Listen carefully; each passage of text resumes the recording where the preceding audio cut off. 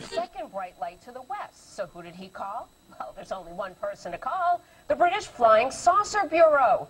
Yes, if you see something weird in the sky, you call the British Flying Saucer Bureau. There actually is one. The plane was flying over the Channel Islands at the time. Witnesses on the ground say they saw the same thing the pilot saw, lights and all.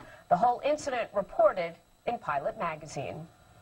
Mountain lions may be at the time that some lights were seen in Rendlesham Forest, just outside the back gate. He informed me that whatever he seen didn't crash. He told me it landed. I then ordered Airman Kabanzak, A1C Burroughs, to respond with me off-site.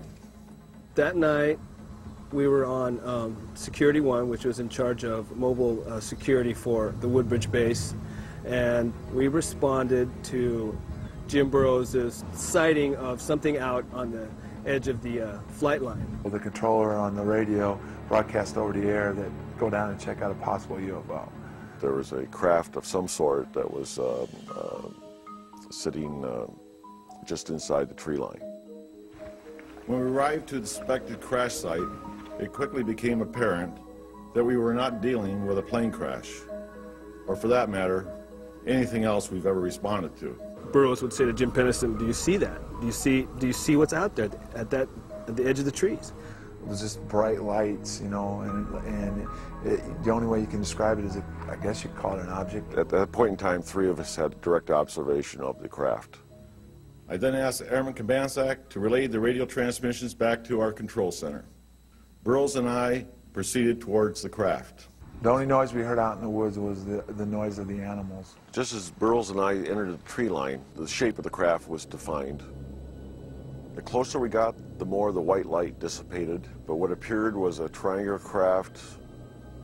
When we approached it, it was, I say it measured probably about 9 feet long, maybe 6 feet high, a little higher, maybe 6.5 feet. The lighting emanated from the fabric of the craft, and it would actually move around. I mean, it would move. You'd have different locations where maybe a little blue lighting was going into it, or maybe a little red.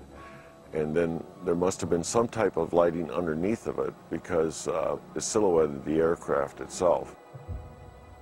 I went around and started doing a 360 walk around the area, taking, recording my observations. I was looking underneath the craft like that. I had taken quite detailed notes on that. Type of aircraft still unknown. No apparent landing gear. No sound, but appears to be pulsating somehow. Yeah, it was pretty nerve-wracking. I mean, there's something there right in front of you. You don't know what it is. I would go ahead and feel the craft, which was warm. There was static electricity in the air. Very warm to touch. Identifying markings are on left front side. As I came around to the one side of the craft, there was etching on the face me just above the center part of the craft itself. Of course, this is done all freehand as I was walking around the craft, but these symbols ran from left to right across, and then underneath that line of symbols was this, which is triangular, and some type of circle here, some type of circle here, and a larger circle here. And of course, all this was filled in with the etching part of it.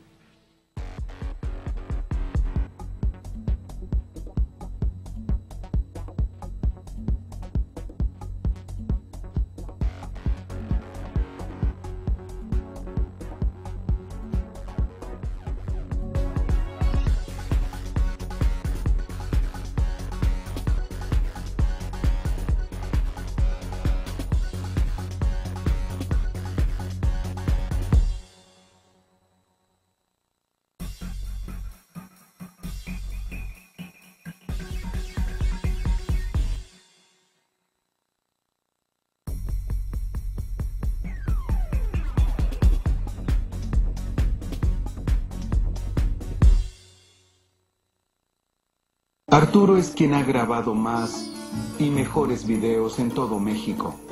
¿También es de Arturo? Sí, este es de Arturo. del año 2006. Se puede ver claramente un objeto que es un disco. Es un video interesante por la forma y porque parece estar viajando inclinado y al mismo tiempo soportado por algún eje. Otra afirmación militar, Juan Ignacio. Da la impresión de que es un disco macizo en este caso, siempre según lo que ponen los informes. No sé, se aprecia. Ahora lo veremos más de cerca incluso, Juan Ignacio. Pasa muy cerca, eso sería casi rumbo de colisión. Si usted va en un vuelo y le pasa eso tan cerca... Bueno, véanlo, ahí lo tenemos. Ralentizada la imagen o fragmento a fragmento. Juan Ignacio, ahí está ese objeto. ¿Qué conclusión saca de todo esto? Esto es, digamos, la última gran noticia del tema OVNI en el mundo.